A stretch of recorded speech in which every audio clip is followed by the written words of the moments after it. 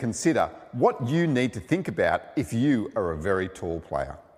So for all you tall players out there, one of the really important parts is obviously to try and get lower and to try and lower your centre of gravity. So the easiest way is to really make sure that first up you spread your feet nice and wide.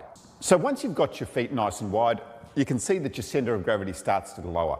But the next important part is to really bend your knees. So you've got to start to get down into a low position so that you start to get lower to the table and you can start to execute your shots. As you can see, I've just grown 10 centimetres for this demonstration.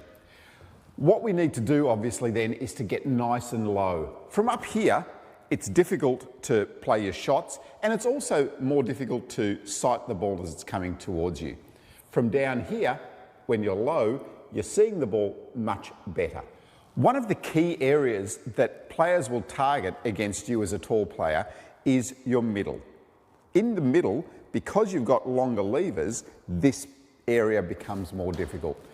By getting down nice and low, then you can start to utilise your waist better and utilise the twist to cover that area in the middle.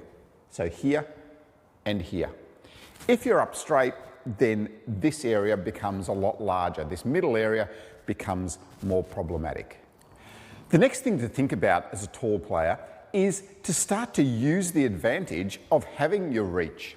Now, if you start to create angles, it's much harder for them to get you out of your reach on those wide angles. So by opening up angles, you're going to make the other player move a lot more, but hopefully you'll be able to cover a lot of that area really well yourself because of your reach. So there have been tall players that have reached the very top in world table tennis. Jorgen Persson, world champion. Vladimir Samsonov, world highly ranked for a long time and runner-up at the World Championships. So as a tall player, don't despair, you can reach a really good level at table tennis. Don't forget though, as a tall player, don't disregard all those other fundamentals of table tennis, such as working on your serve, working on your return of serve, and working on your movement. So, as if you are tall, movement is still absolutely vital. Think about how you're going to make movements to cover that middle area if you can.